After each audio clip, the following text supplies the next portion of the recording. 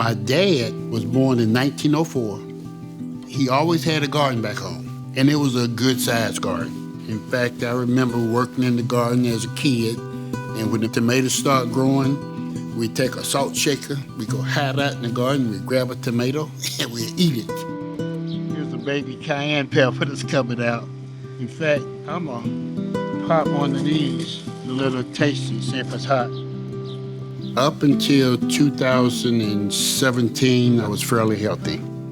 A nurse came by and checked my blood sugar. That's when it registered too high.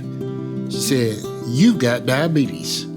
I needed to talk to a nutritionist. I needed to talk to a dermatologist. And she said, "Oh, I'll make the referrals."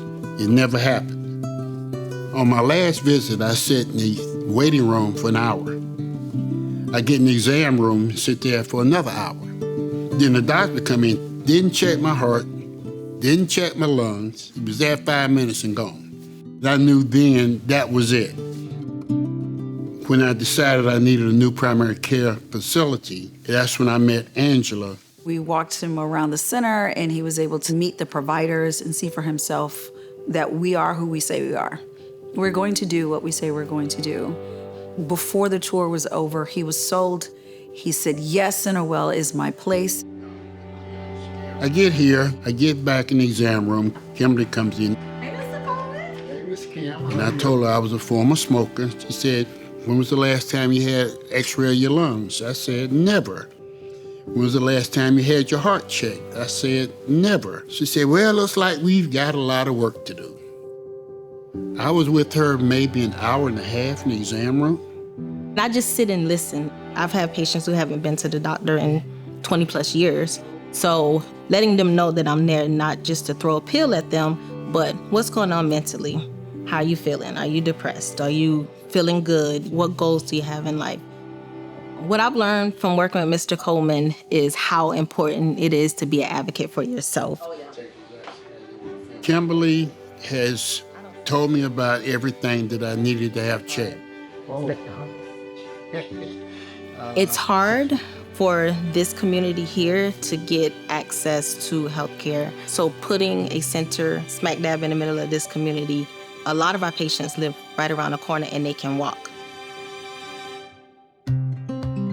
Another thing I like about Centerwell is not just for patients, it's for the neighborhood.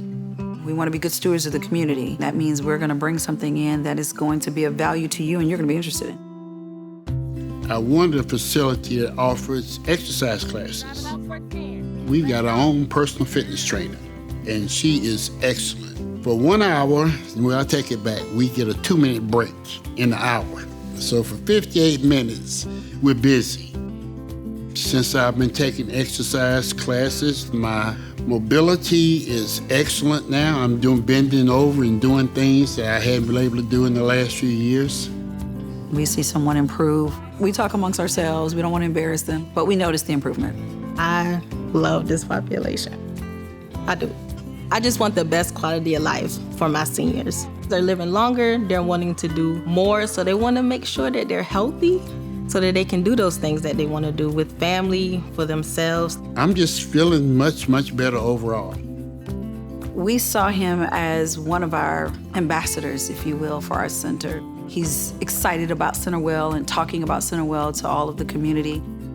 I chose to do it because I like the service, I like the people, I like the facility. Those who continue to come back and join us for our events lets us know that we're on the right track. There's always a daughter or a son or a caregiver who's like, "Man, I can't wait to be 65 so I can get this type of service." I believe in what we're doing here. Centerwell has figured it out.